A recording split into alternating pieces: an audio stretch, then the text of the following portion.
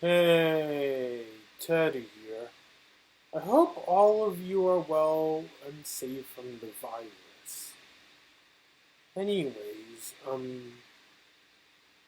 today I have a lot of great exciting news. I'm sure all of you who enjoy what I do in general love to hear. And as usual, I got stuff I need to address. But, first of all, let's start off with the news as usual, shall we? First off, I would like to mention that I have a lot of great, exciting news I'm sure all of you would love to hear, particularly if you're somebody who enjoys whatever I do, regardless of what I get to do. Now, in case if you guys haven't noticed, for the first time since February, I'm finally vlogging again. However, when discussing the future of vlogs, well, the only two you guys can expect me to do coming soon over here on YouTube. Coming up next will be my MagFest 2020 vlog, which I haven't forgotten about it at all just yet. And once it's done, this one, that'll be the next one I'll do as well. But then after that, well,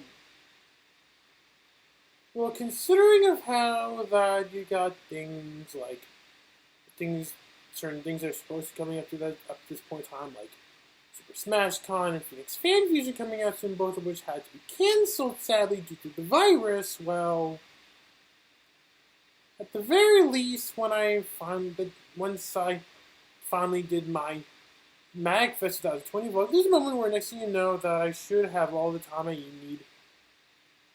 I should have all summer, as well as all the time I need until September. Well, that is until further notice, until I hear what will happen to New York Comic Con this year. That once I'm done with my MagFest 2020 vlog, that's when I should finally be able to do, and I should have all summer as well as all until September right now to do what I promised. I just knew what I would promise you guys I would have to do when I have nothing else to vlog up to this point in time. A public apology video. My long-awaited public apology video to the entire Mr. Coden and Friends community for calling Morgan Ledger a pedophile. And remember what I said before. As much I'd be more than happy to apologize. As much as I honestly do regret now for calling Morgan Ledger such a thing, it really still doesn't change my mind from feeling like the fact that what Morgan had to say about AzuchiGuardian was just flat out weird, flat out creepy, flat out childish, flat out sadist and heterophobic, you know?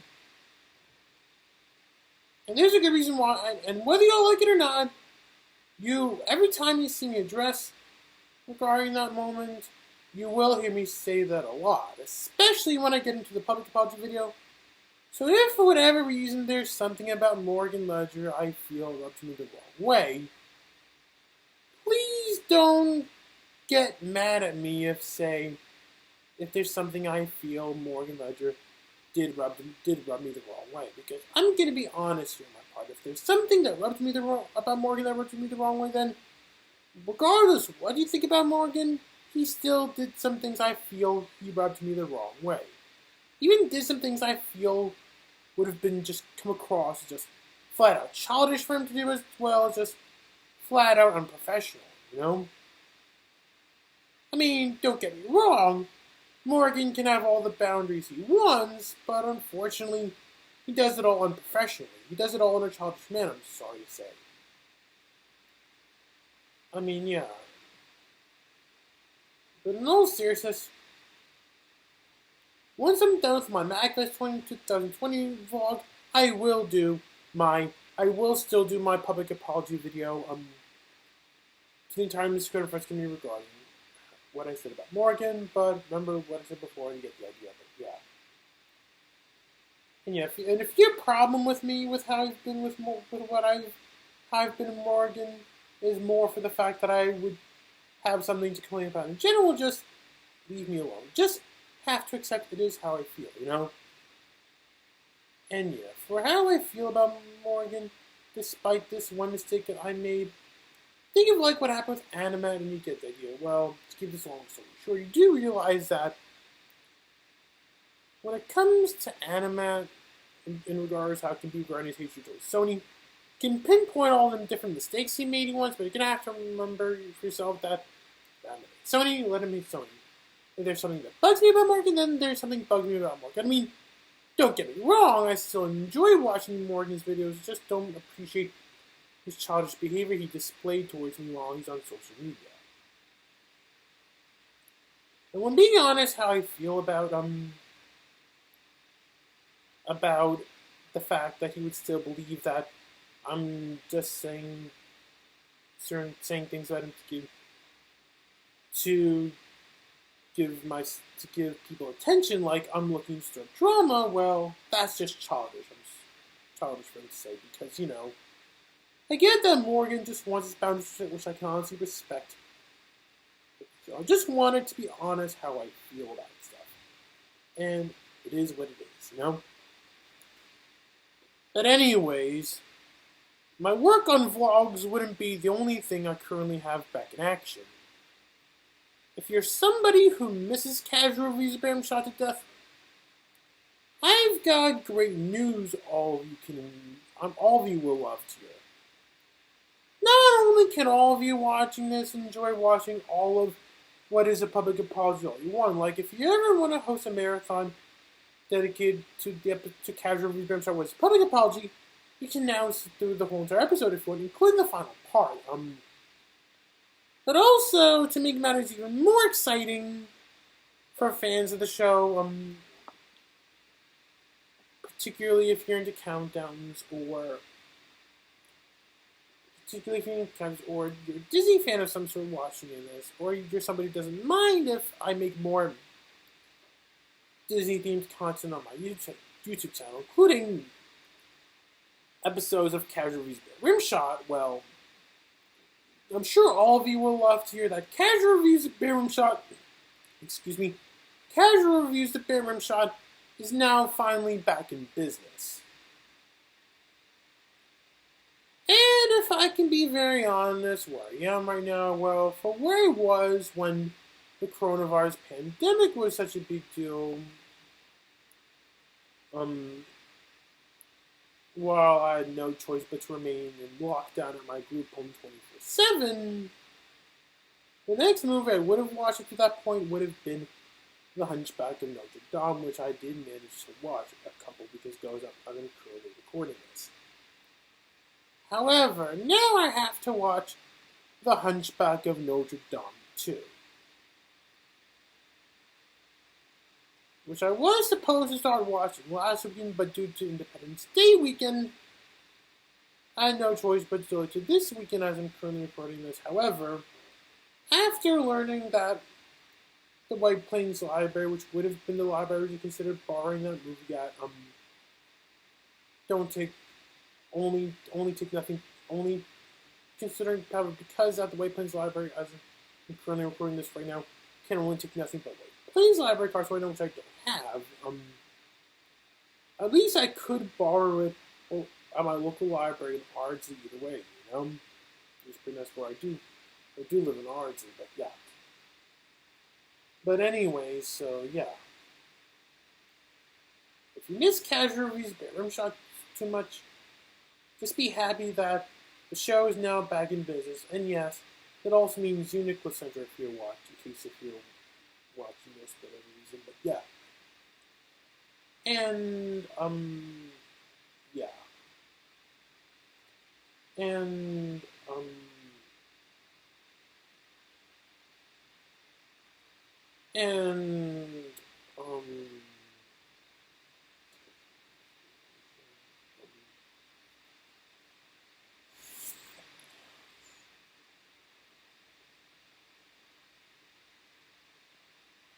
yeah.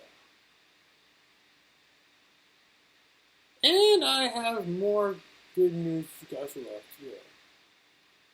Now, when understanding you guys who enjoy what I do, I've noticed that what is said to be the more critically acclaimed products I would work on here on YouTube up to the point that my top 2 most viral videos over here on YouTube would happen to be nothing but these kinds of videos. Well, just nothing but parody videos. Just knew that if you're somebody who misses me, who enjoys me making parody videos up to the point that you want to make more and more of that, I do have good news. Yes, people, I got countless more parody videos you guys can expect me to upload on my YouTube channel. Coming soon.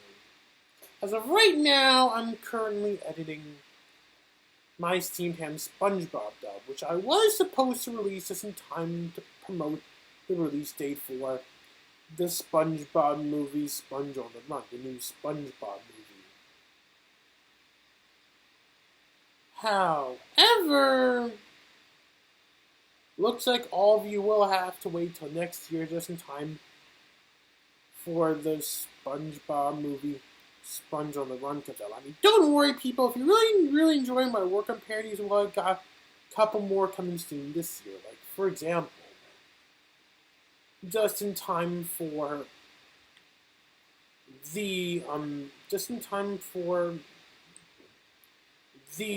20th anniversary of the Emperor's New Groove, that's when I'll finally be able to release a Vanellope meets the Disney Princess's Cusco dub. And I know what all you're probably going to be thinking here. Why the fridge would I make such a thing? Even though I did not make myself perfectly clear that when it comes to making Vanellope meets the Disney Princess's fan dubs based on male characters, only 3 I would consider doing being animatically tuned more into LDM. Well, to keep this long story short, a friend on Facebook by the name of Alexis Martinez Jr. Made up a parody of his own, where Kutsuko from the Emperor's New Groove would go play the part of Vanellope in the Disney Princess scene. That's what I just knew. I'm sure a lot of people on Facebook who saw his post parodying the Disney Princess scene, but with Kutsuko replacing Vanellope, would love to see such a thing, you know? However, that is not the only parody coming out that you guys can all look forward to. Also, we also got my uncensored Eros Transformation rotoscope, which is now in production, and I know what you're thinking. How is it in production right now? To keep this long story short, at the end of the day, I just knew that when being honest, how I would handle myself raising the money, that I would go open up a GoFundMe page. Where, whenever necessary or needed, if you know what I mean, I would use GoFundMe to fundraise all the money I need to bring certain projects to life that would require me to spend like hundreds and hundreds or thousands of dollars, you know? However, as of right now, as I'm currently recording this, I currently don't have any GoFundMe pages open for right now, but when I do have any more open, all of you will be notified. I promise. That means you, Grand Memorial, in case if you're watching this. And yeah, to all those out there watching this who have donated me money to help bring my first animated project to life, which in this case would be my first uncensored, which in this case would be my uncensored Eros Transformation rotoscope, as all of you can probably guess. Well, if say you got a refund for whatever reason, well, that's because up to that point in time, well, it would have been up to that point in time already raised all the money I need to bring that project to life, and had some extra money left over, which my parents had for me in my bank account, you know? Whereas to those who don't get refunds, you gave me what I need to bring that project to life. And then regarding those who would get refunds watching this for whatever reason, don't worry, there'll be other opportunities where you can help me donate me money to bring whatever projects I want to bring that would require spending, like, I don't know, hundreds or thousands or millions of dollars, you know? Mainly for projects like if I would want to work on animated projects where I don't have my friend Nicholas Entrecate Gamer 105 helping me create the animations themselves, as well as likewise, when I work on Battle of the Groups as a digital board game and maybe a video game, and most likely an animated series considering the realities of animation in general that cost money, like hundreds and hundreds of dollars. Also, for both my second annual Viewer's Choice and my 100 subscribers Viewer's Choice, I've not forgotten about just yet, for they will all be uploaded onto my YouTube channel as a fact. Regarding the next parody I would upload, those would include the Mind Song parody being based on my leg from SpongeBob SquarePants, as well as a Vanellope Music Disney Princess's Minnie Mouse dub. I'd happily do next. I'd happily upload next, and yeah.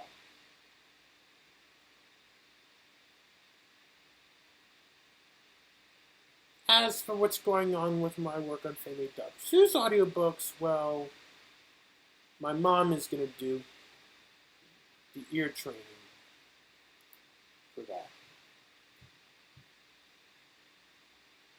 So my mom is talented in music, in fact, she definitely does a better job ear training than, say, I ever can. Whereas when I get to arrange music, I do songwriting, all I can ever do is not the best I can do when songwriting is nothing more than just arranging music by using a computer to tell me to arrange whatever I want to arrange, as well as likewise use piano sheet music to guide me to think about whatever it is I want to arrange and how I want to handle it, But, yeah. And speaking about work on parodies, well, I've got some more things I got some things I'd like to address. Now, to those who don't follow me on social media for whatever reason or another, as we're all halfway near the end of the year, I finally created this poll where all of you guys get to help me vote for whatever it is the majority of you want me to do for when I get to do my third annual Viewer's Choice. However, I will honestly say this, that as usual, not only do all of you guys have until the year ends to vote for whatever it is the majority of you wanted me to do, because, remember the majority rule, but also at the same time, when thinking about questions I would want to ask, not only did I ask all of the usual stuff, like what he wants me to do for a lot of set of parodies I would consider making, but also not one, but two unusual questions I feel like asking. Like, for example, the first one would be regarding Jane from Return to Neverland, regarding my next parody based on Jane from Return to Neverland. Well, to be completely honest here, when discussing my next Jane parody video, there are a couple I could do if I ever wanted to, which include a Greetings to the Ham audiobook read by Peter Pan and Jane, as well as likewise a Mind parody song where the word mind is placed by Jane Klein, and an Air Transformation rotoscope, and Jane's transformation, which would have been an uncensored would have been another uncensored rotoscope of Air Transformation, this time featuring Jane from Return to Neverland. However, I was unsure on what to do for the next my next parody video featuring Jane from Return to Neverland. However, I can honestly confirm that the next time I would ever consider producing a single parody video featuring Jane from Return to Neverland, it'll all have to wait till 2022 comes, just in time for, if I do the math correctly, Oh, yes, right, until 2022 when the 20th anniversary of Return to Neverland comes. Whatever one gets the most votes, that'd be the next parody video I'll do for the 20th anniversary of Return to Neverland. And I know you're all going to be thinking here, what would I do for parody videos, work on parodies in 2021? Well, if you're really that desperate for me to create some sort of Peter Pan themed parodies for next year in 2021, well, just in time for the 30th anniversary of Hook, I will happily make a Steamed Hymns Captain Hook dub, where Captain Hook would be playing the part of Superintendent Chalmers, you know?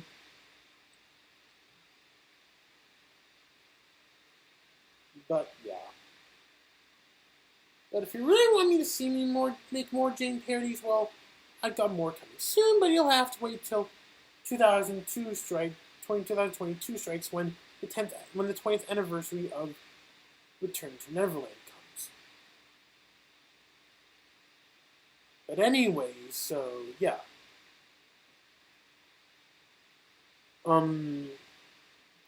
Another unusual question I also asked would be regarding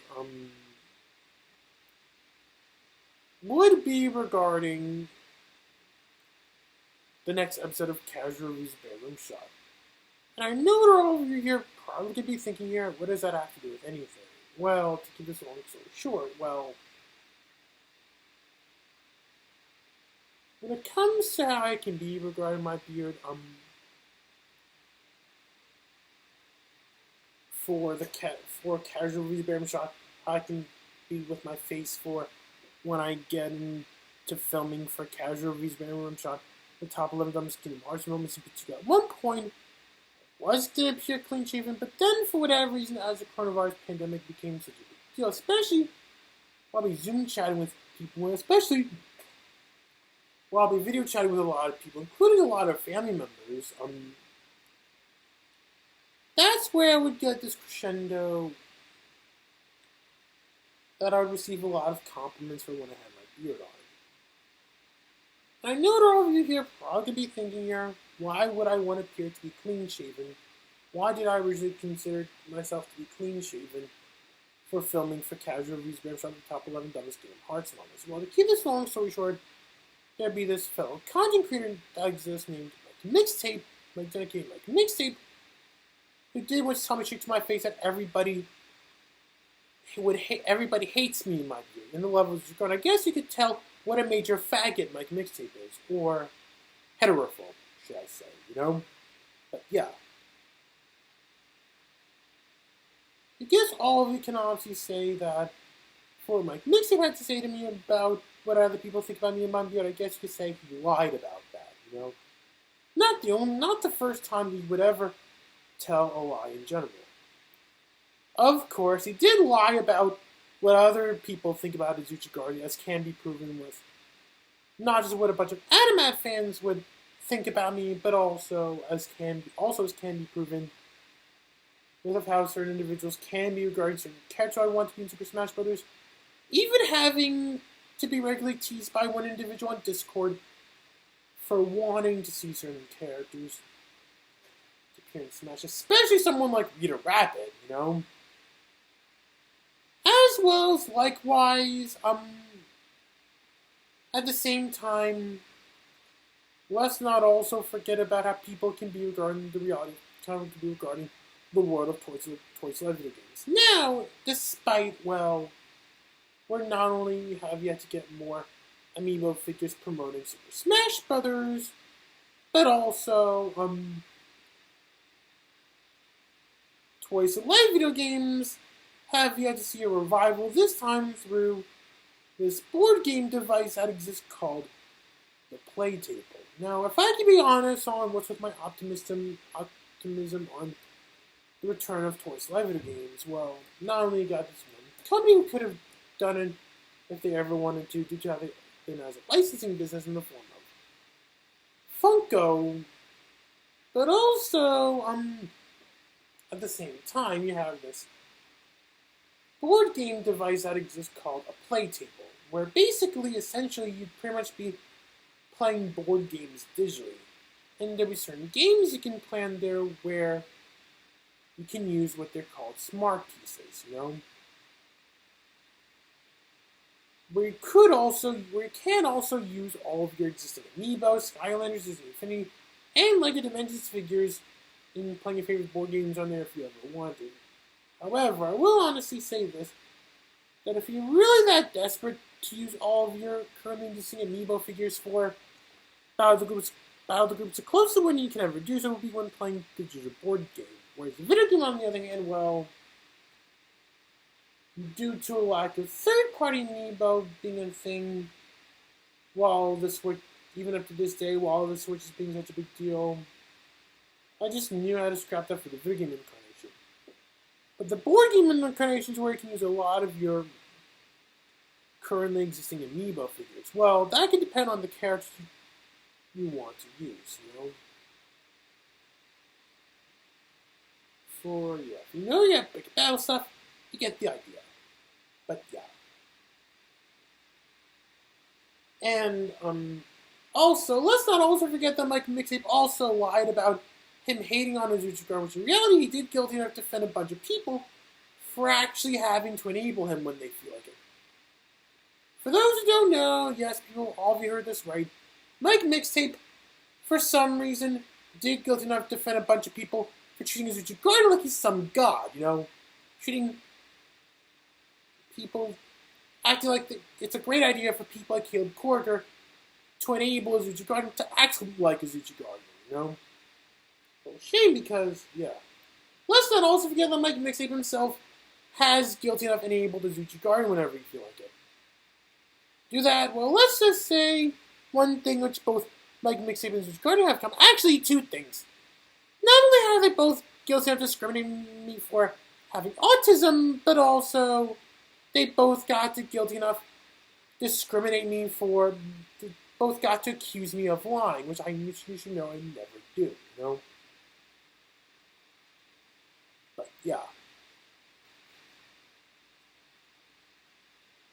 And if you still think I would lie about my mixtape, then chances are you're a mentally retarded bozo who just doesn't even know on what has happened between me and him. For I already showcased in the last update video on how AzuchiGuardian would deserve more blame for ruining my friendship with Mike Mixtape more so than I ever did for myself, as you can kindly see for yourself. And besides, all you would ever do to Mike Mixtape at that point is nothing more than just show as much respect for him as much as you could. But unfortunately, for whatever reason, Mike Mixtape would do anything to hurt me he would do anything to flat out hurt me whenever he feels like it, send me death threats, and did once admit to me that he does mean to hurt me, which really does rub me the wrong way.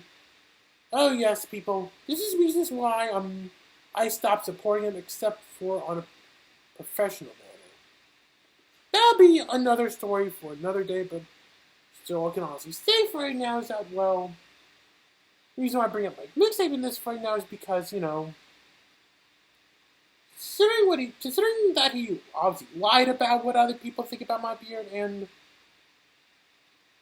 apparently a lot of people there are some people who just really like seeing my beard. That's where I just knew that I've had to create this poll. I had to include this question as part of the entire poll for my third annual viewer choice to see whether or not you guys would want to see my beard in when I get to do my filming for Casual Reviews bearRimshot the top 11 dumbest Kingdom Hearts moments. And to all those who actually do want to see my beard, please speak up by voting for yes. And for those who are much happier with me being clean-shaven, you might as well vote for no if you want. But yeah, if you really, really do want me to see me in my beard for Casual Reviews bearRimshot the top 11 dumbest Kingdom Hearts moments, it would be recommended that you vote for yes, And the link to the entire poll can be found in the description below. However, it wouldn't be the only poll I have up. Well, I also have another one up coming soon, actually. This time, well, it's regarding my 100 subscribers celebration. Okay, just started work on. Okay, I just have some parodies and I have the different parodies that I was supposed to do, either currently in production or in development right now. And at the same time,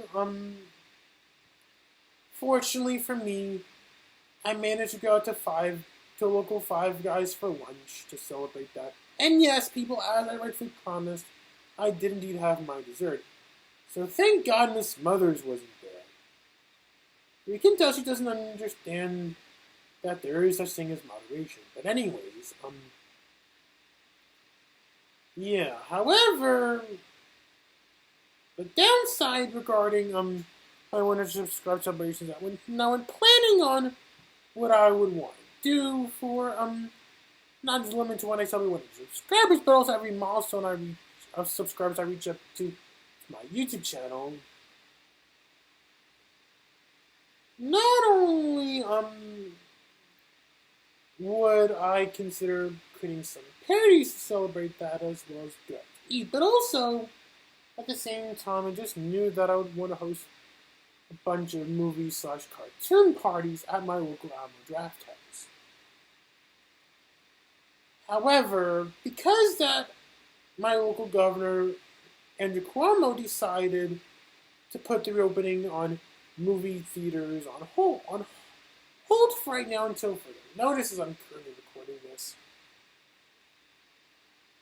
At least it does leave me more time to create not a second poll dedicated to that kind of stuff, but also at the same time, when it comes to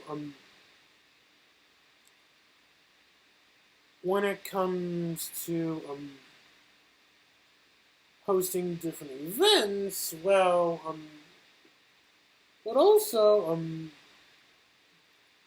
there are a lot of different events that if you're into movies or cartoons and you love to eat out a lot, then you probably would want to save your appetite for when I get to host a lot of Battle of the Goose Feast, or different events I would host at my local Alamo Draft House in Yonkers. However, some things I just knew how to make myself perfectly clear regarding want to get to some additional venues at at my local Alamo Draft House whenever it gets reopened and whenever I'm ready, of course. One Battle of the Groups you guys can ever expect me to host would include one that is Spider-Man themed.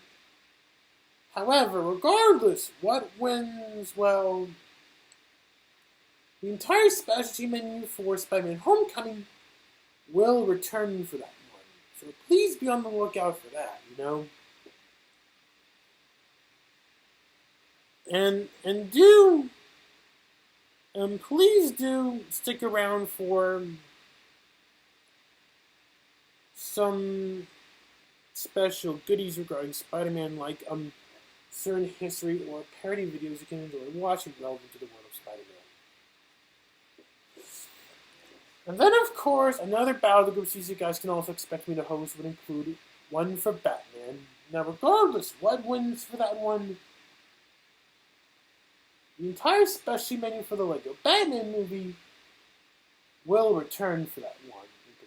In fact, I will honestly say this, that every time I be screening either like the Batman movie or pretty much just any existing Batman movie TV show that somehow never got its own specialty menu at the Draft House,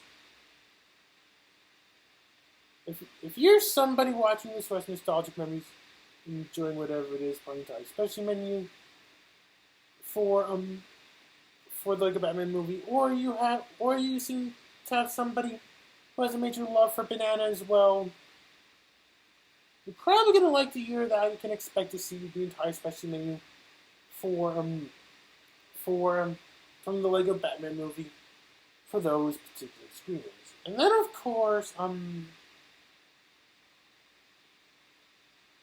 there are countless more events to come. However, after realizing that I can book the screen whenever I want, even if it made me to screen things like any of my favorite Disney, Pixar, Marvel, Cinematic Universe, and Star Wars movies, as well as any Disney TV shows I just market, at least, well, I could have hosted an Epic Battle Cinematic Universe Phase 3 Battle to be Feast if I ever want to. Also, I'm going to be hosting not one, not two, but 3 different events based on surrounding my oldest cousin Jackie. Which, when regarding food that will be served, well, the first one I would do would include a Battle of the Groups feast. Well, basically, the food I would be serving would include one base would not only include relevant to group leaders who had characters from this one movie that was represented as a gimmick at a bottom of it, but also it doesn't jack yourself, including this crab cake sandwich and this Smith Island cake you can easily enjoy having if you want.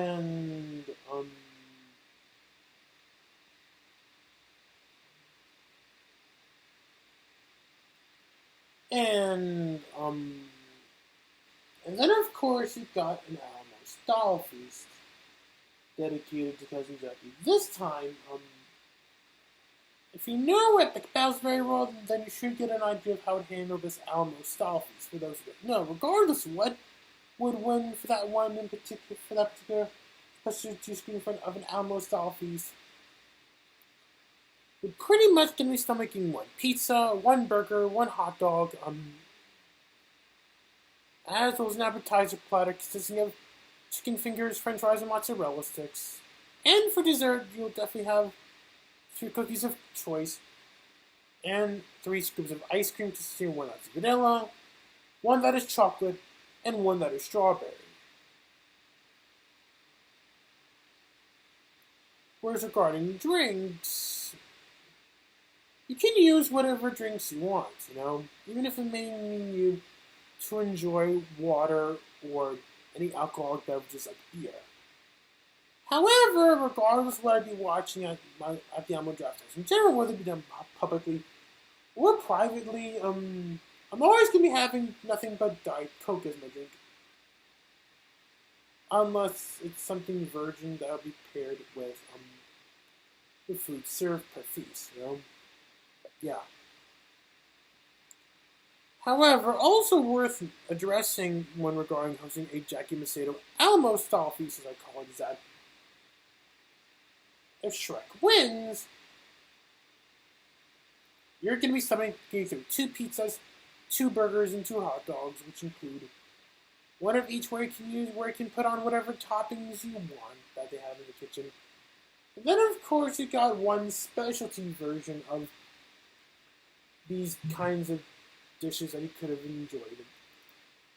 Ordering for yourself when seeing certain movies in the past.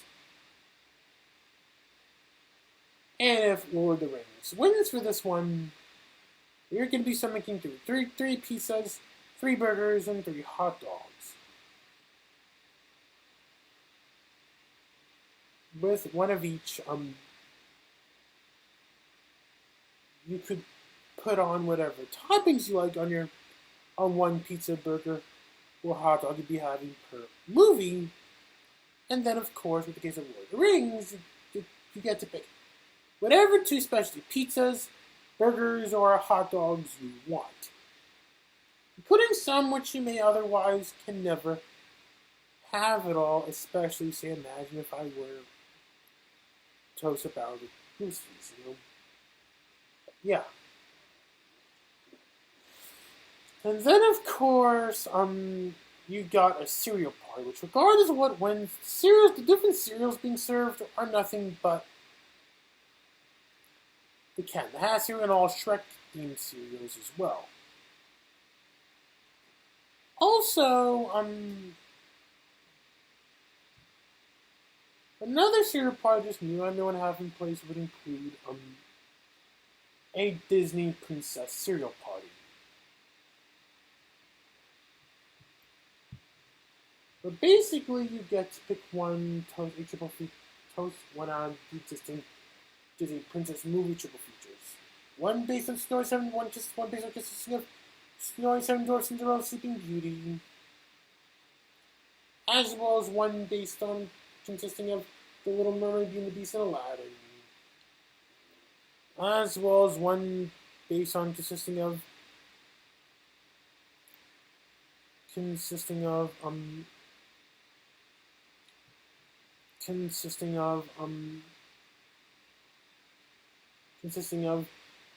Pocahontas, Mulan, and The Princess and the Frog, and one based on Tangled,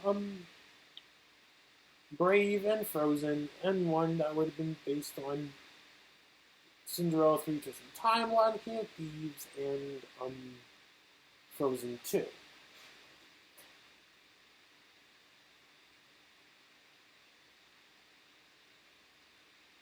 And from what you will see for yourself when participating in that particular poll, what's open to the public to vote,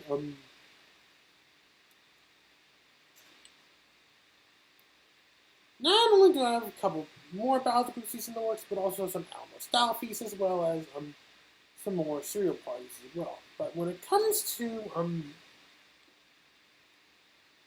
hosting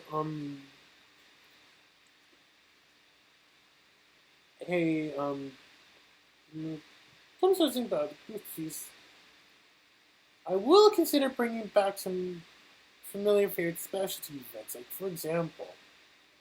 You can definitely see for yourself that I would consider hosting a bunch of out-of-tune events coming to Yonkers. And yeah, from what you will obviously see for yourself when participating in out-of-tune Battle of the Goofies Style Edition, you're going to find a lot of Disney movies, as well as movies which the entire Disney company as a whole currently own rights to, as well as likewise, it would also be where you can obviously see for yourself. That would also be where you can find a lot of sequels, particularly animated sequels. So yeah, there haven't been that many older animated sequels that I get to play at the Alamo Draft, except for some new ones, But yeah. Then of course I got a video vortex Battle of the Goofies in the works, which basically, if you're somebody who always wished if say the Alamo Draft House in general can host a video vortex event dedicated to a direct-to-video animated movie, well, now is your first chance to do so. But yeah, when it comes to my second 100 subscribers celebration poll, please do keep looking in the description below until I have it all ready. If you're watching this right now, for you never know, when will be ready, but either way, but whenever it is, it will be soon, I promise. But yeah.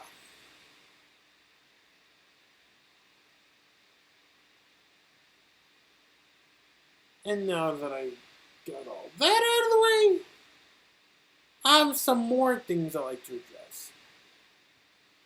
Now, as all of you may have heard earlier in this video, coming soon, more likely once I'm done making my MAGA 2020 vlog due to what will happen to both Super Smash Con Phoenix Fan Fusion for this year, my public apology video for the entire Mr. Go to Friends community will finally be coming up soon after that. However, when you guys happily hear that out here, that would make such a thing. Consider if how Mr. Todd has been with me on social media recent memory. I'm sure all of you who are part of the time Mr. Code Friends community would probably want me to also apologize to Mr. Code for whatever I have to say about Robin Williams. Well, to be completely honest here, whether you all like it or not, that is not happening. Well, In other words, when being honest, what I do if I ever get requested for me to apologize or whatever, I have to say to Mr. Code about Robin Williams. How do I put this? Hold up, please.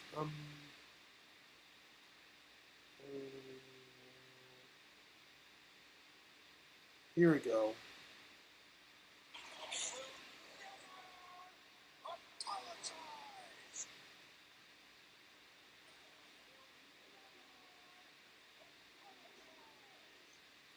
And my thoughts say exactly. Yeah, me apologizing for what I said to Mr. Code about Robin Williams, not happening anytime soon, I'm sorry to say. Especially since, well, even if I did what Gillette and Robin Williams, it wouldn't be like I was deaf. If anything, well, I'm not even gonna lie when I say this, of how sad I am to see Robin Williams go. In fact, I'm sure we can all agree how sad it was to see Robin Williams go, even though he would most likely do so for the sake of his haters, people hating on his movies, And yeah, if you're somebody who does enough hate on Epic Miles anyway, or hate on me in general before August 2014, then chances are you play a part on why Robin Williams is dead in the first place,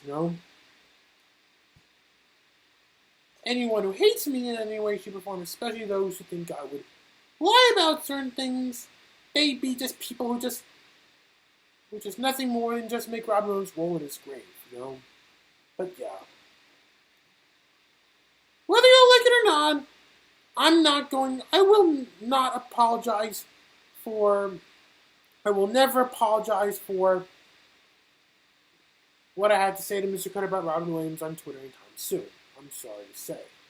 However, for whatever it is I said about Morgan, I happily do, but remember what I said before, that it still doesn't change my mind from feeling like the way Morgan thought about AzuchiGuardian just comes across as flat out weird, flat out creepy, flat out sadist and heterophobic, And yeah. Speaking of which, there's also another thing I forgot to address. I was supposed to address this in my last update video, but due to time constraints, I have no choice but to do it here and now. And that is regarding Phoenix Fan Fusion. And I know what all of you here are probably going to be thinking here. What else is there to say regarding Phoenix Fan Fusion outside of what I addressed in the last update video? Well, to be completely honest here, I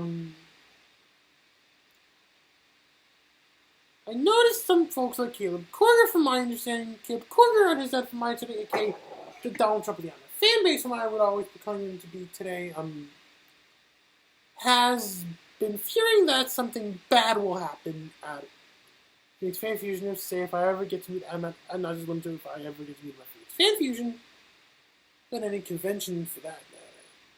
However, even if it may be true that Anima may not have liked what I did to him back at MacFest 2016, it still wouldn't change my mind. It still doesn't change the fact, well,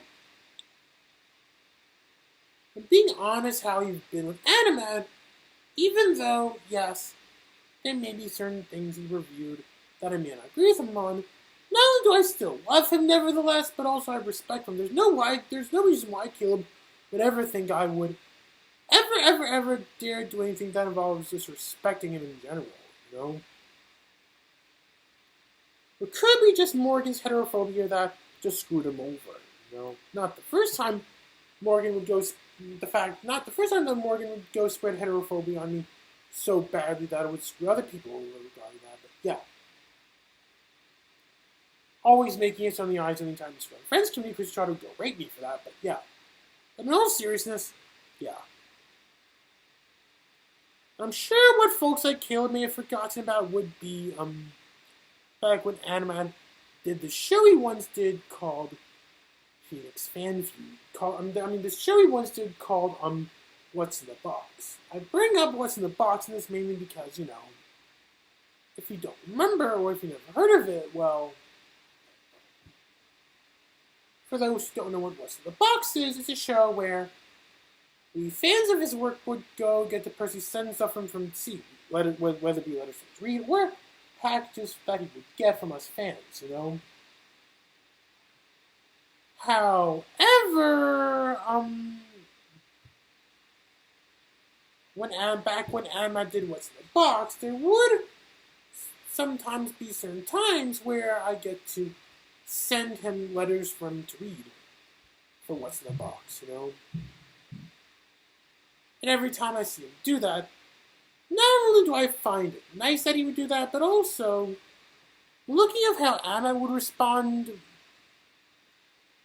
when he gets to read my letters, you can tell he knows how to be polite and knows how to be professional with people like me. Where Morgan, on the other hand, he just loves being a crook with fans like me,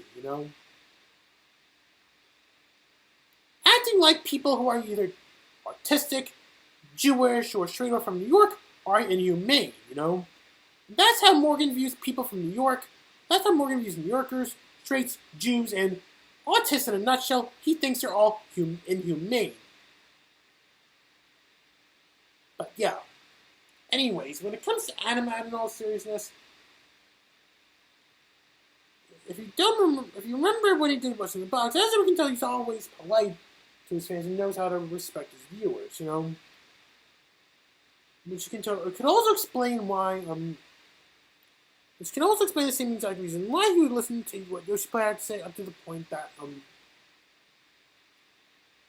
point that he would earn more and more subscribers, up to the point that he would earn a silver reward for that. Besides, when being honest, what I would do, say if I ever felt like sending him any packages, well, just be lucky. I would never ever consider sending him any Ratatouille DVDs, for I hate Ratatouille for death. In fact, I hate every video Bring Guido film that ever exists. Or at least as if like sending any packages, you don't have to worry about me sending any video Bring Guido films. Well, that is if I ever felt like it, but unlikely. And I definitely know how much Anima hates Sony, so I'm definitely going to refrain from sending him any Sony movies, And, yeah.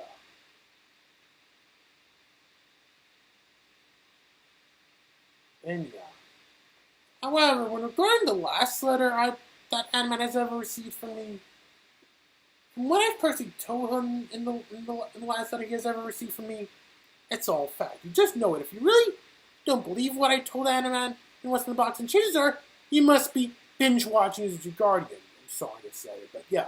But in all seriousness, yeah. And I'm not even gonna lie when I say this. I did have good reason why I would ever want to have my once in a lifetime check meeting, and at least one convention he'll ever go to as a guest or something. And something all of you are gonna have to realize about yourself that not only means you, Caleb Corker, in case you're watching this, but also the same thing can also be said about you, Harry Henry, in case if you're watching this as well, that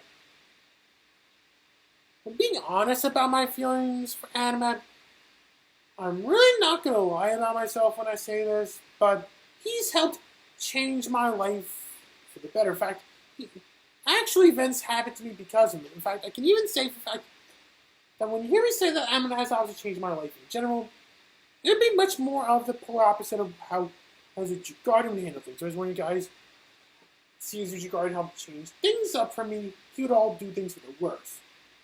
Whereas Anima, on the other hand, he did things for the better. Like, for example, not only have I learned a ton of interesting facts about many different animated movies, TV shows, or characters who exist when watching his more educational content, but also at the same time,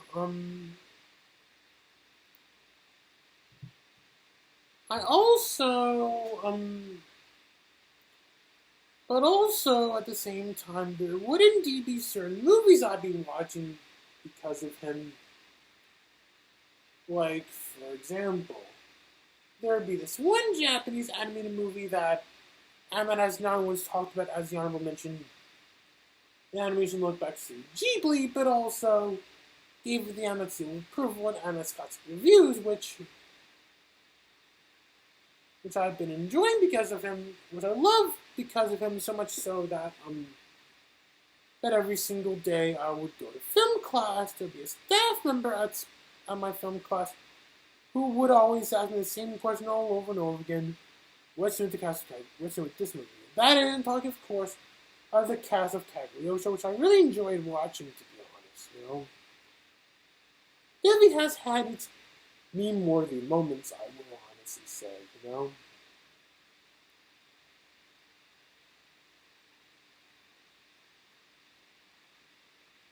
And, yeah. And then, however, there'll be also another Japanese animated movie I would also consider enjoying because of him. That is this Pokemon movie that exists called Pokemon the Movie, Lucario and the Mysteries of Mew. However, I will honestly confirm on my part that if I could ever pick one Pokemon movie I would consider hosting the screen for about the piece of, well...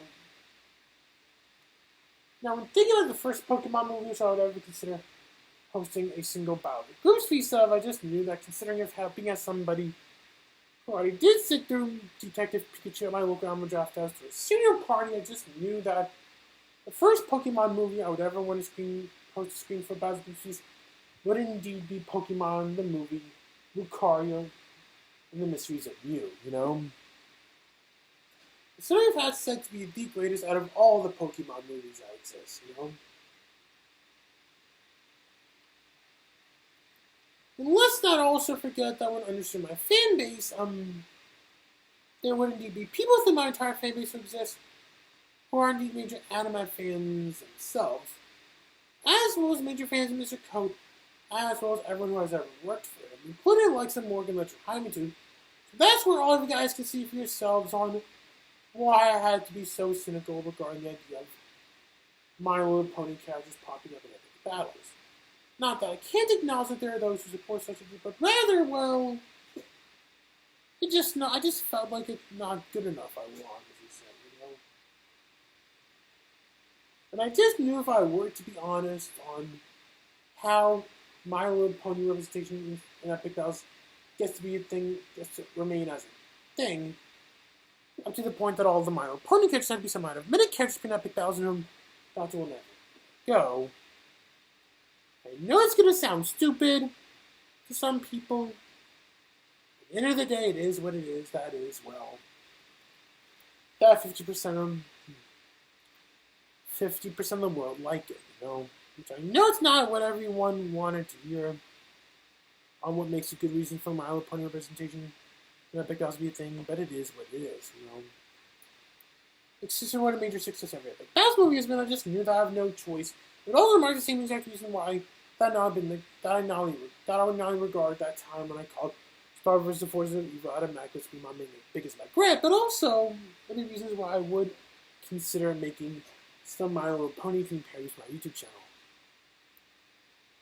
I'm sure the entire My Little Pony fan base will be butthurt to see that I haven't made a new My Little Pony parody in a while. And no, people, that has nothing to do with AzuchiGuardian at all.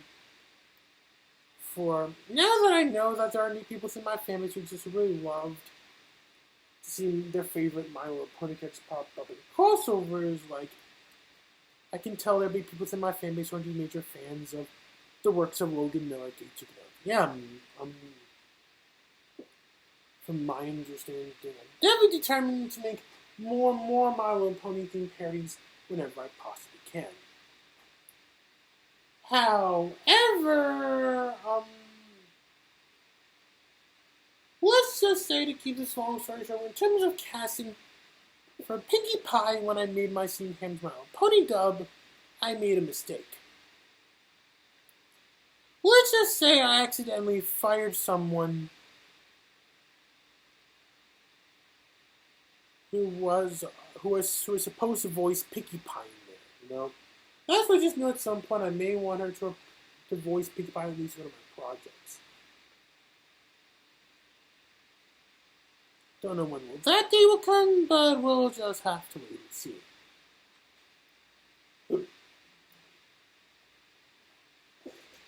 But, yeah.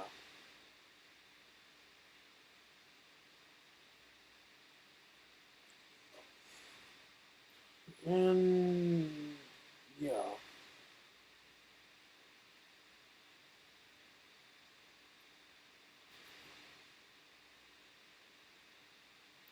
And if there's anything else I would do while my Phoenix Fan Fusion, other than being able to meet Ant-Man, I also look forward to meeting Logan Miller, AzuchiGuardian, considering if I had to do with my punishing them, usually more specific on a more professional level, I guess you can say. You know, when you guys see me say for if I've got a Mel Brony in the past, well, I may not be the biggest fan of My Opponent, but however, I'm a casual fan either way. Well, definitely would consider becoming a Brony on a more professional level, if you will. And you know, when being honest, how I can be if I ever felt like watching mixtape videos, I'm just going to support him more on a professional level. Otherwise, for funsies, well, I'm done with him, you know.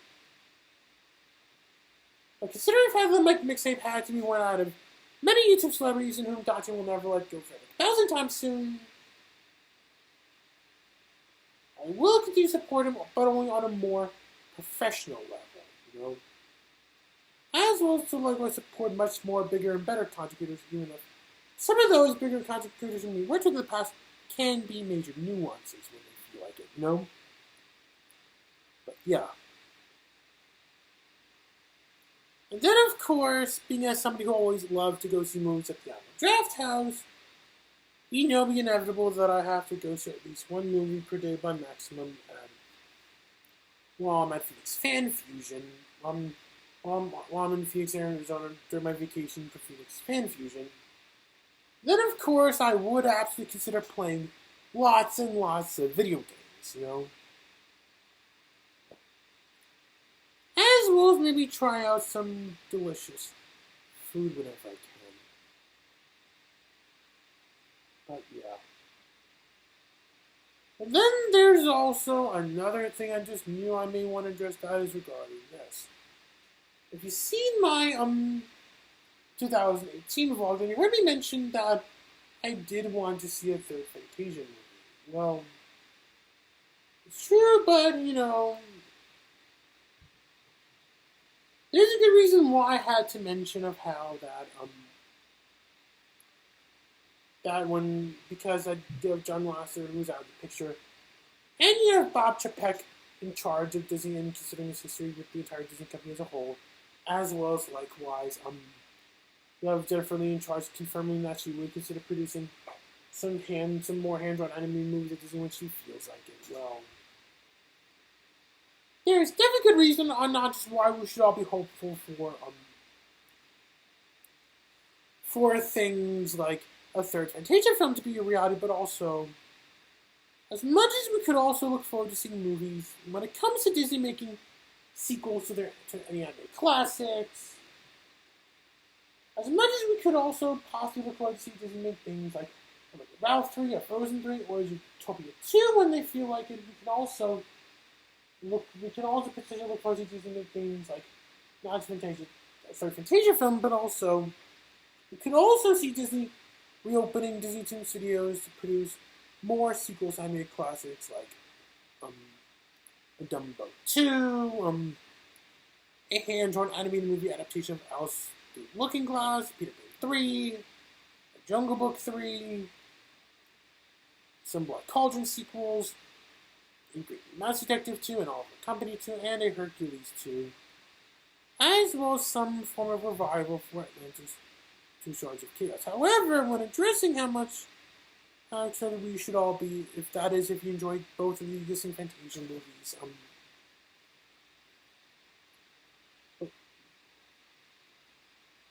both series of Fantasia movies. I know some people would definitely think that it won't happen just because of how Fantasia started at the box office. However, do realize that John Lasseter is no longer Chief Creative Officer of Disney, And if you know Bob Chapek very well, then you should know that when understanding his past history with Disney, that he would always work on nothing but movies based on already existing. He would do nothing but projects based on already existing projects. Can explain why. As Adam might once point out, whether we all like it or not, while Bob Chapek is in charge of Disney, he probably won't stop.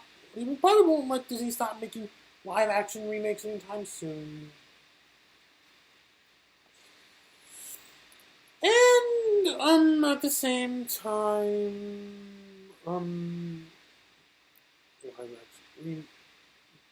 and Jennifer Lee did state that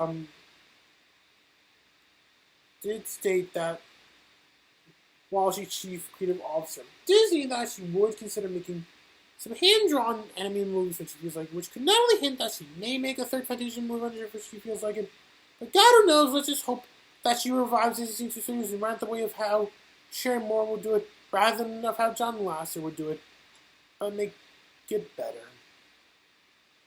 And at the same time, yeah, and so what if Fantasia 2000 ended up being a box office bomb, you know? You do realize that not all sequels exist just because of how the original did at the box office.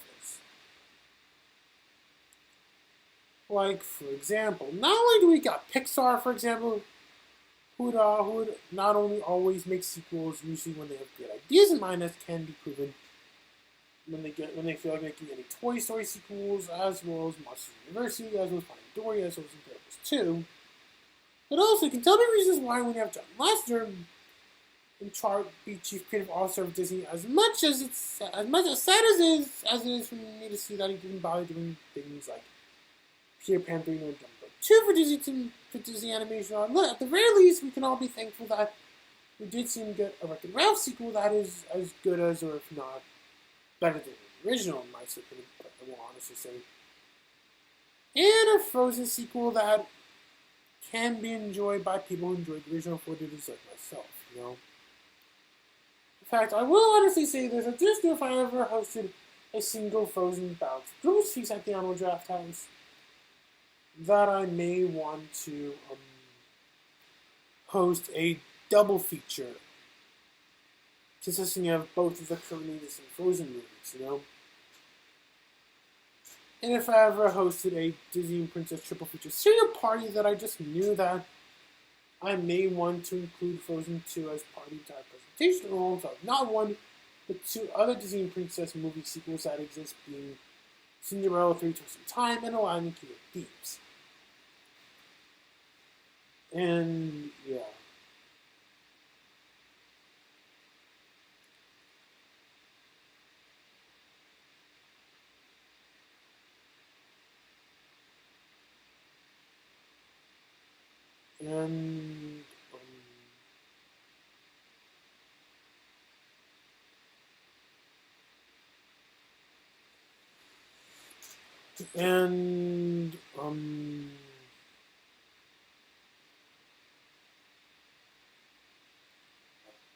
Yeah.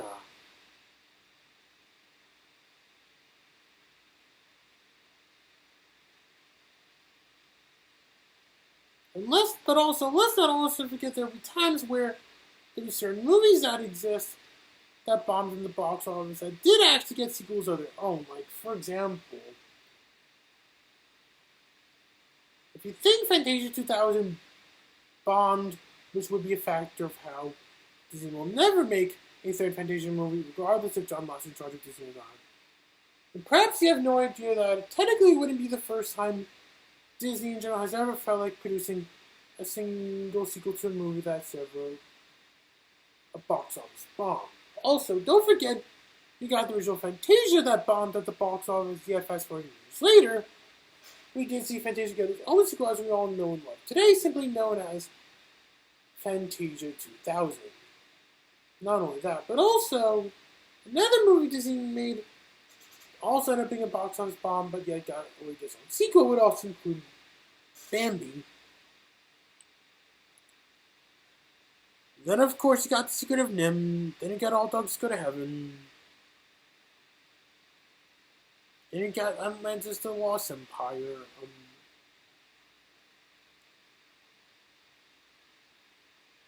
And let's not also forget that when it comes to the Rescuers franchise, well,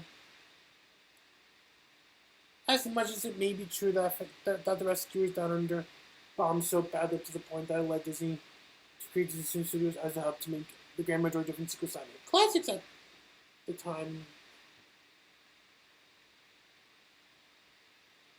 they still did consider making a Rescuers 3 either way, but however, when it comes to the Rescuers 3, that sadly never came to be, mostly boiling down to whatever happened to Eva DeBoer, which is a total shame because, you already got Rusty Taylor taking her place on voicing Duchess from the Sarcastic House of Mouse, but it's too bad Rusty Taylor died as well.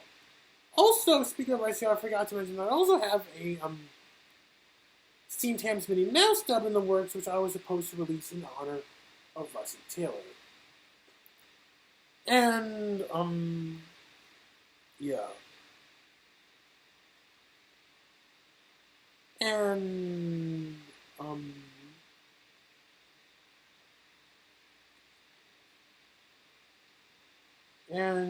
yeah.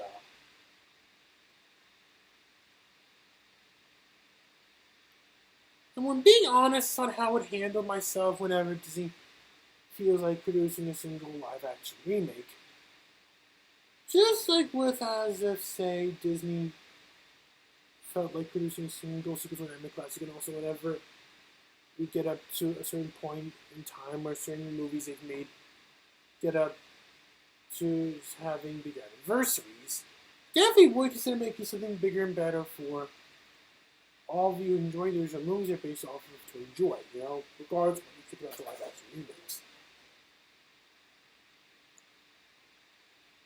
And now let's finally come into the part I just knew I'd save for last. I just knew I've had to talk about regarding AzuchiGuardian. And I know what all of you are probably going to say here. Why do I feel like bothering talking about AzuchiGuardian even if it did nothing wrong? Ever since I made the last update video. I mean, don't get me wrong. As happy as I will that I can be regarding the fact that at least I didn't go through any crap from him ever since I made the last update video of my YouTube channel at the very least. Either way, you do realize one thing on why I would consider talking about regarding this one on purpose, just because I felt like it. That is, well, I didn't just do it just because I felt like it, but also, if I can be completely honest here, I even feel like talking about him in this one, even if he's done nothing wrong ever since I made the last episode as I'm currently recording this. Well, let's just say, you do realize, for those who don't know, well, you do realize that, it's been 5 years ever since I not only rightfully fired AzuchiGuardian from the editor's chair, but also, let alone just broke ties with him in general. Just gonna explain why I just knew I would feel like talking about him regardless if he does anything wrong to me or not, But, being honest how I feel about the fact that I've been moved on from him, on one hand, I do feel good that I've been moved on from him.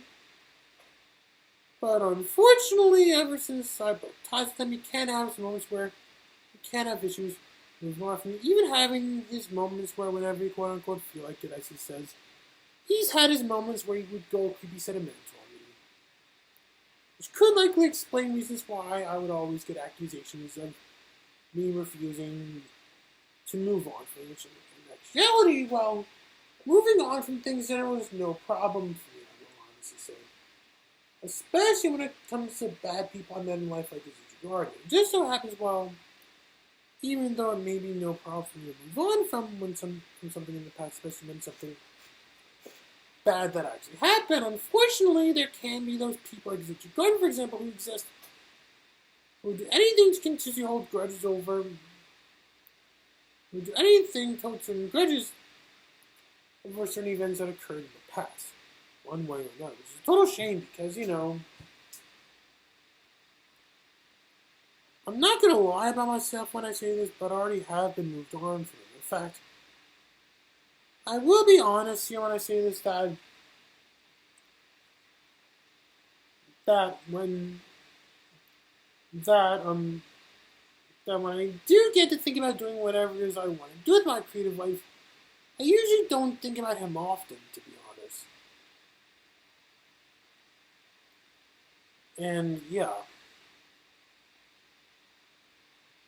I usually don't think about just going while I'm at work doing whatever I feel is right for myself, you know?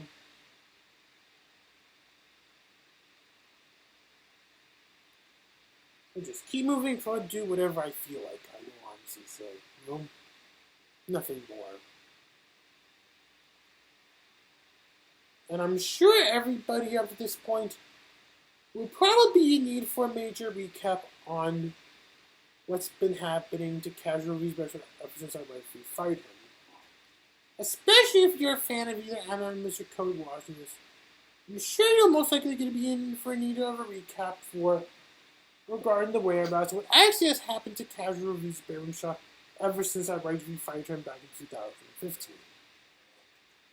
So here we go on with the recap.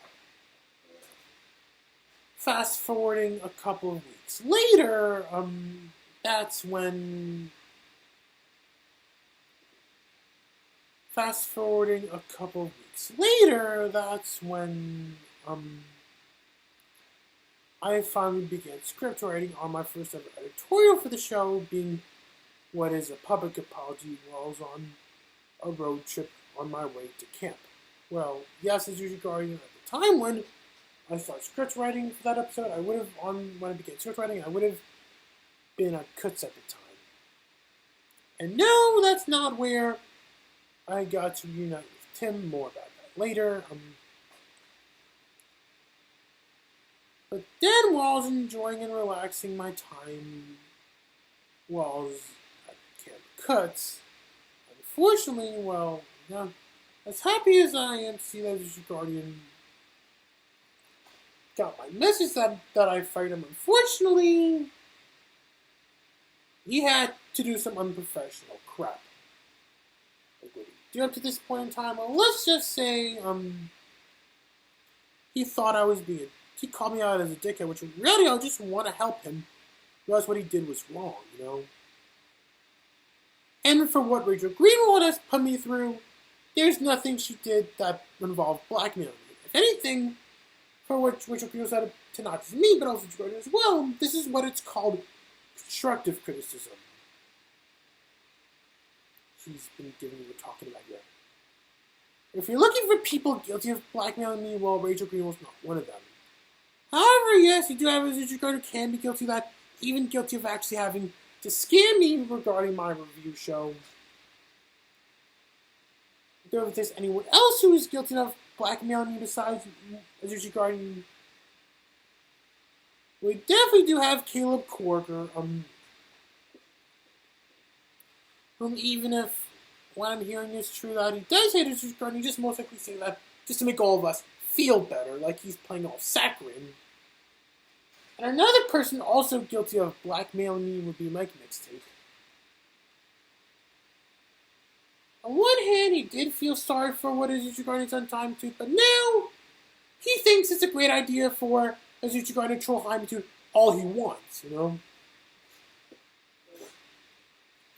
And as I mentioned earlier in this video, he did indeed lie about AzuchiGuardian in the past. Not just limited to what other people think about him, but also what he would think about it himself, thanks so much to enabling him, as well as defending people for enabling him as well. And, you also got,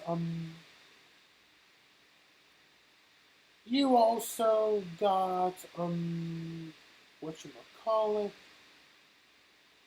Oh, yes, right, you also got Morgan Ledger, who also guilty of blackmail me. On one hand, I did get requests to stop going all quote-unquote anti-Morgan, but for that reason, Morgan just won't stop going all anti-type. Even discriminate me for being straight and being a New Yorker, and for being a gamer, as well as being left-handed as much as he did with me being autistic and being me being Jewish. Even took my even treated diabetes like it's some joke, you know. So that's where you can tell Morgan isn't just made it so he hasn't even time to script for us to be Chris tried to go rape me, just like of how what AzuchiGuardian has done to Morgan the Animad. Also, Chris tried to rape me for that as well. But yeah.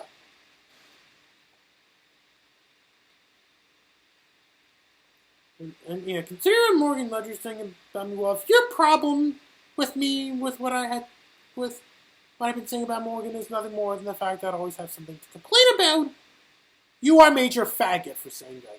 You are major heterophobe for feeling like saying that kind of stuff about me. I'm sorry to say. But yeah. But yeah. And you're also a major Ethan Brown enabler as well.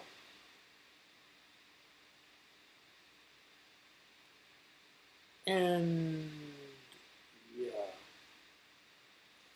And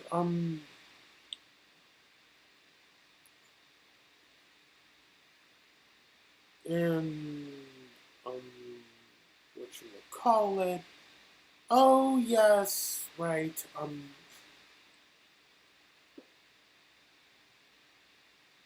And just recently, you also have another individual in town who also could blackmail me. That is Tim Johnson. He did obviously lie to me, saying that he's not glorifying his subscriber, but now he is. Well, to keep this long story short, after I called AzuchiGuardian out to be a retard for what he had to say about me in the last Unholy Update videos he did last year, that's where you guys can obviously see this moment where Tim Johnson, from my understanding, is now treating AzuchiGuardian like he's some god, you know? And when you look at what Tim Johnson has to say about me now, that's where you can tell for a fact that Tim Johnson is now enabling AzuchiGuardian, defending what AzuchiGuardian has to say, act like AzuchiGuardian as if he's some god. Not the first time he'd be glorifying AzuchiGuardian, even though with the case of the first time he blackmailed me, he'd be enabling Ethan Brown more so than AzuchiGuardian, since he did call me out as man bear pig, which proves what a major faggot he is, and what a major heterophobe he is, you know? But yeah. Anybody who thinks I'm AzuchiGuardian are just a bunch of faggots, you know? Who just, well, who are just looking to discriminate me for not just being straight, but also for being a New Yorker and being a Smash fanboy. As well as for carrying this long history of always working on projects for the sake of nostalgia, if you know what I mean. But yeah. But anyway, so yeah. Though me being a dickhead wasn't the only thing AzuchiGuardian lied about at the time. Also, he accused me of firing AzuchiGuardian for the fact that he's not Jewish and hate My Little Pony, both of which are never reasons why I would ever want to fire someone like him. If anything, well, not only did he not have the right tone on me, but also now he's even worse, he just wouldn't let me do whatever I wanted to do for the show. Which can definitely explain why, for a fact, I had to be fighting. Let's not also forget that you can tell when getting exposed to AzuchiGuardian. Personally, we'll realize that he can never be accepting of constructive criticism, more specifically when he gets to do the things he'll do for fun, like when he's on YouTube, you know? Well, just can't so obviously happen that there are people like Urel who exist, and yeah. I know Urel very well, and you know, you guys can also tell what a major Chris Chan he can be on him when he feels like it. As well as a lot of other people, you know?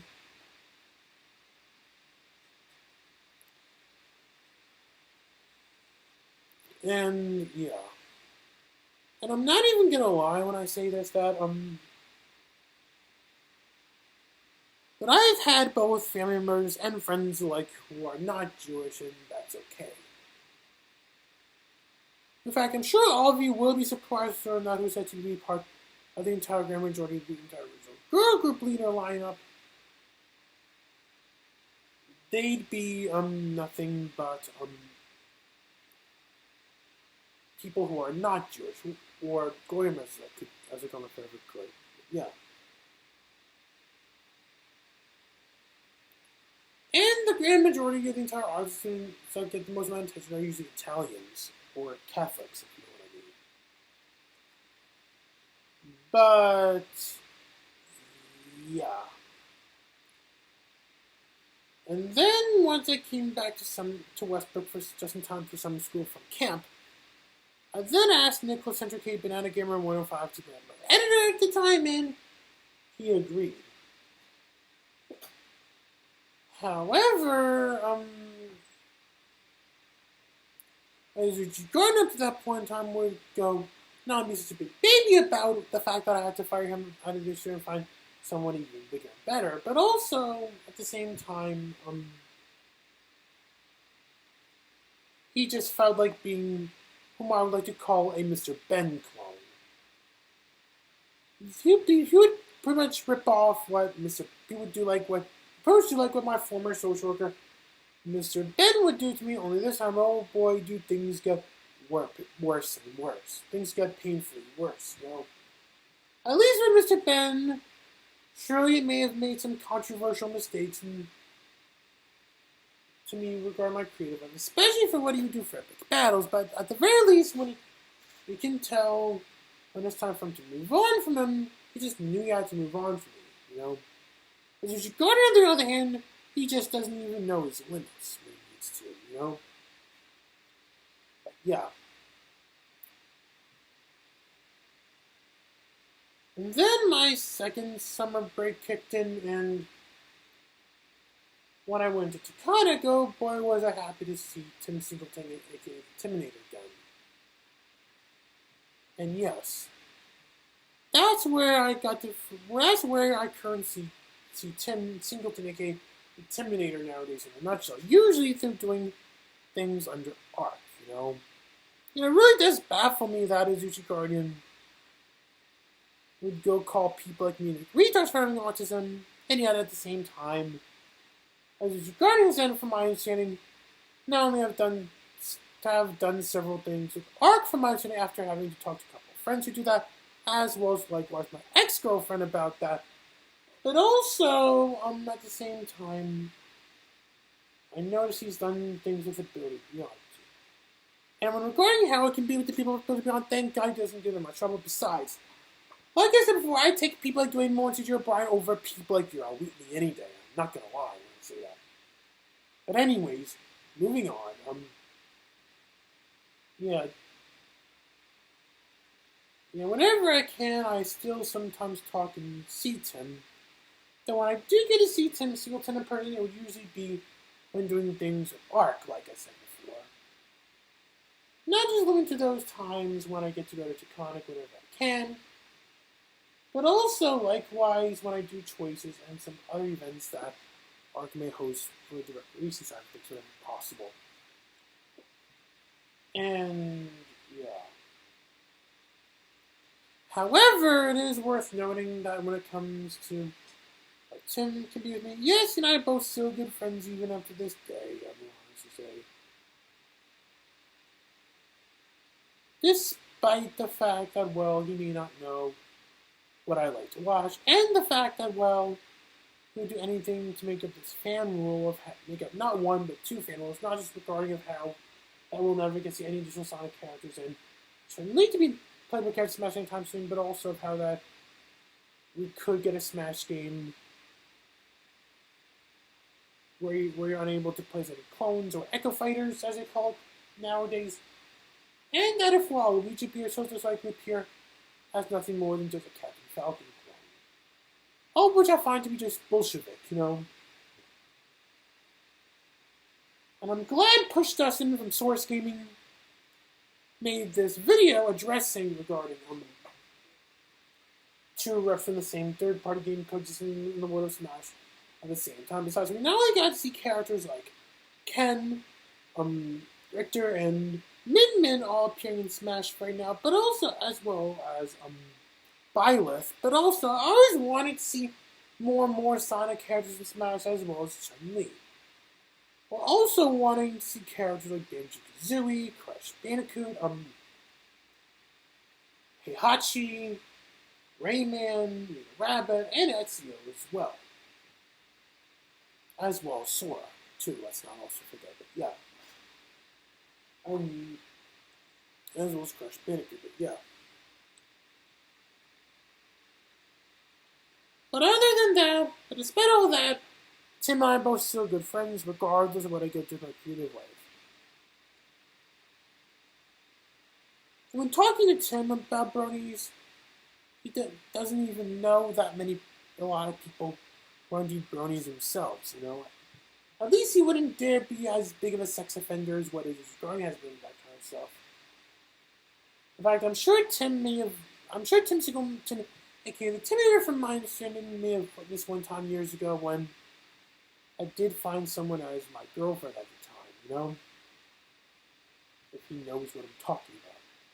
But yeah. And then of course, came along October 2015 where New York Comic Con's season / Columbus Day break kicked in, and I'd been moved on with my life and being at Westbrook, and I would now be back in Westchester County 24/7 by instead finishing the rest of my entire high school life at St. Chris. Which I will honestly say that I've met plenty of people there I like. Surely I can say all I want whenever I feel like it, that there may have been certain nuances on them. However, at least when I was at St. Chris, not too many people would say there would be with when I was at Westbrook and the people and the grand majority of the different people I met while I was at St. Chris, I tend to get along with just fine, you know. In fact, a lot of the teachers and staff members I personally worked with at the time when I was there were generally helpful to make sure I do whatever it is I have to do on my part, you know. At least they all did the best they can, you know. You know. Even if I may have met one who was very liable on this middle school friend / fanboy of mine, but yeah. And yeah, a lot of people I met at St. Chris I generally liked. I will honestly say, and yeah, and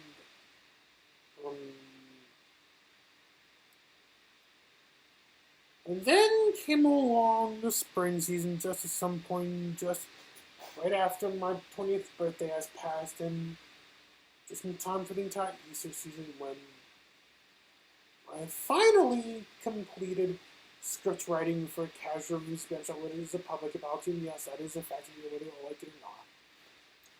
And,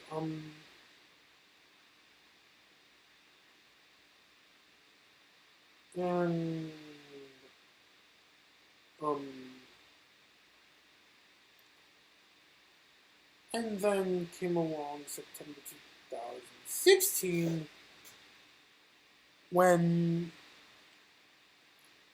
I finally passed not just to filming, but also just started editing as well. And to anyone here what happened to Nicholas Centura, well, he's still a part of Mercedes Productions, don't get me wrong, for I now have him as my title card artist for Casual Reviews bearRimshot. And I have him agreed to bring as much animation I want to work on as much as I can for myself whenever possible and necessary, whenever he feels like it. He's just, well, not my editor anymore, mostly boiling down to transportation problems he had at the time, you know. We couldn't find someone who can actually drive him from Long Island all the way to Westchester to come to my house to film, you know. But at the very least, I now have him as my title card artist at the very least, as well as my animator for whenever he feels like it, you know. At least I do have him agreed to be my animator for when I get to make my own set of failed character auditions for my YouTube channel. And, yeah. And, yeah. When it comes to making what is a public apology, I will honestly say it was such a painful episode to make. Not just because that of AzuchiGuardian keeps bugging me to no end on social media, on the internet, whenever he quote-unquote feels like that, but also, when being completely honest on why I would ever want to make such an episode in the first place would all boil down to some events that occurred while I was at my first high school, you know?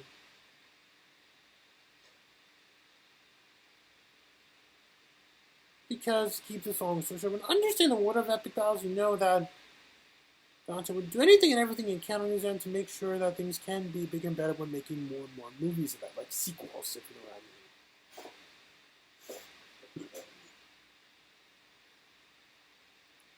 I mean. And, yeah. And, however, it wouldn't be until 2018 kicked just in time for Rosh Hashanah, as well as likewise when I was just about to start doing Project Search at the time when I finally got to release all of what is a public apology. However, as much as I can appreciate all the support I got when making that episode, unfortunately, even ignoring what AzuchiGuardian has to say, I still got complaints in there. Like, for example, you definitely have one individual who continues to complain about a lot of little things that occurred in the episode, as well as likewise,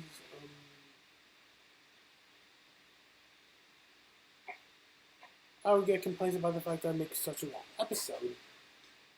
And don't worry, people, I can promise you for a fact that the next episode of Casual Review Special will be much shorter than the last one, before you do realize this is a top 11 list I'm making with the Nostalgia Critic. You should get about you one going, yeah. And also, at the same time,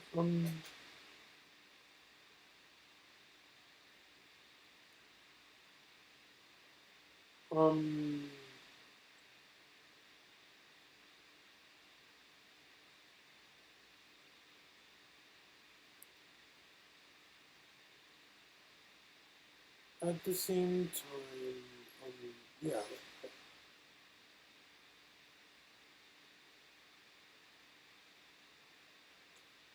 Yeah. And ever since that episode came out, I did sadly go through some losses. The first one I did would be regarding Haimitsu. Mainly because from my side, we just heard about the fact that I called Morgan a pedophile, which as long as it is, like I said before, it still doesn't change my mind that the way you thought about AzuchiGuardian was flat out weird, flat out creepy, flat out serious, and homophobic, if you know what I mean. However, when it comes to using clips from Haimitsu's, from some of Haimitsu's videos, there's a good reason why I feel like doing so. Well, with the case for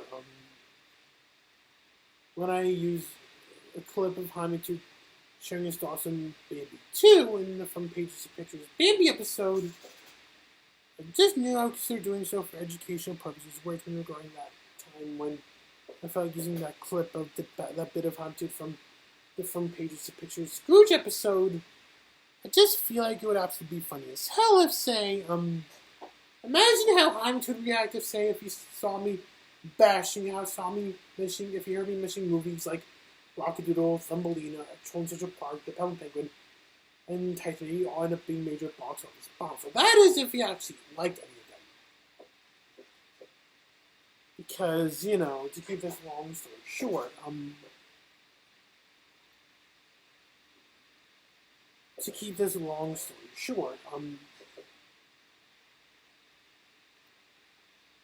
back when I was attending school at Andrews Children's Center, as I came out displeased hearing that I would allow Waka Flocka music being part of the entire Big Bass Country, as with some rap music, as with some songs that may contain curse words, that's where I feared Big Bass would get a Razzie, you know. I mentioned that would be the first animated movie that would get a Razzie, and one of them would also include one of them that did win would also include a Don Bluth movie, simply known as Thumbelina, which it, along with another Don Bluth movie that also bombed at the box office, Rockadoodle, didn't get to be represented within the world of epic battles. And for those who don't know, yes, people, both Rockadoodle and Thumbelina are indeed representing one of epic battles. I might just say things like The Secret Nim and American Tail, Land Before Time, All Dogs Go to Heaven, Anastasia, and Titanic. And, yeah. But then, of course, came along one from Morgan Ledger. Even though for what I did to him, I just knew I would do so for educational purposes, like what I did with time to regarding Bambi 2. However, when regarding that time when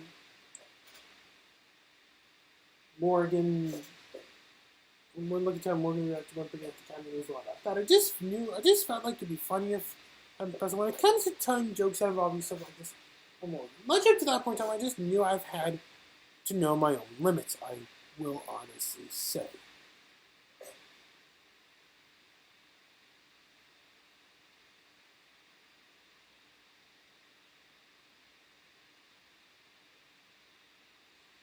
And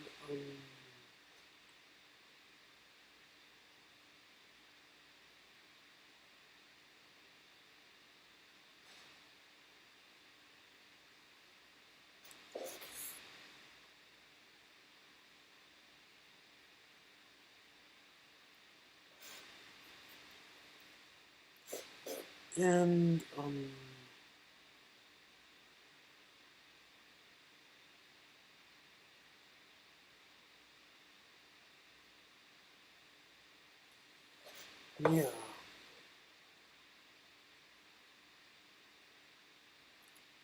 And then, of course, earlier this year came along AzuchiGuardian, who sounded. You guys can obviously tell how butthurt he sounded that I had to nuke him in the last episode of Casualty's bearRimshot.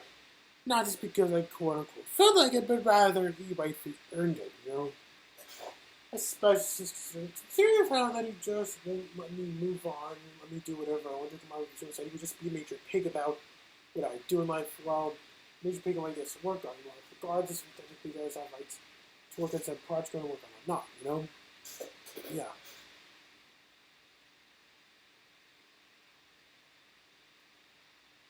And yeah. But then as Christmas would be on its way, Thanksgiving has passed, that's where I then began making casual reviews of bearRimshot, the top 11 dumbest Kingdom Hearts moments.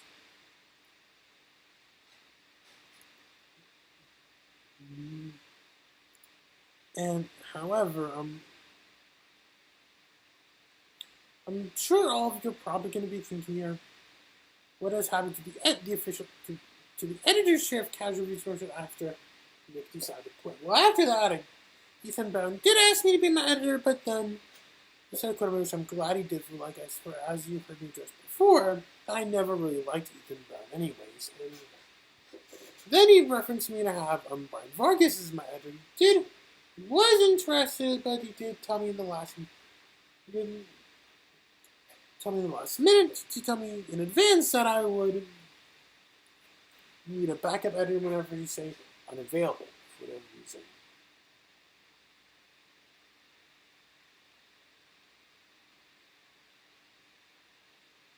And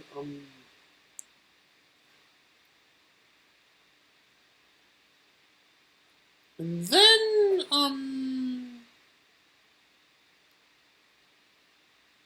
yeah.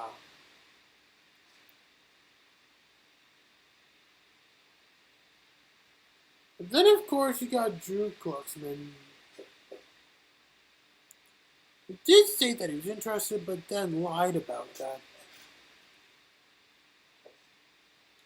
And instead decided to quit on me due to not having the skills he needed to be my editor. And now I've got someone named Ahmed who did it through using now an editor. However, I just knew how to make sure I write him a script, which I did tell him that I will. However, with the case of this episode of Casual Reviews bearRimshot I'm currently making right now, that it may take a while for me to get there. However, we'll just have to wait and see when that day comes. Don't know when, but we'll just have to wait and see. For now, I'll just finish up watching my entire Disney movie marathon, then play some games, and then that's when I can feel ready for script writing. Yeah. And yeah. And being as somebody who currently lives in a group home, that's where you guys can also tell for a fact that while the coronavirus pandemic had to be such a big deal, that while lockdown had to be a thing all the way up to June when my group home agency allowed me to go home to my parents again whenever I desired to go to the community. That's where Casual Reviews bearRimshot went on hiatus, and now it's back in business, as all the guys may have heard earlier in this video. But yeah, that is the reality of Casual Reviews bearRimshot. Regardless of what I have as my editor, Casual Reviews bearRimshot will still remain as Casual Reviews bearRimshot throughout the whole entire series, and that's that. And that's all I have to say. For this summer's update vlog, hopefully be on the lookout for more and more videos soon. And if you're parting time with your code and friends screen watching this, that means you, HiMeTube, please be on the lookout for my public apology video to people like you when that day comes, what I said about Morgan for. It's never gonna happen once I did my MagFest vlog. Anyways, hope you all have a great summer, and hope you all are safe from the virus, and yeah, bye.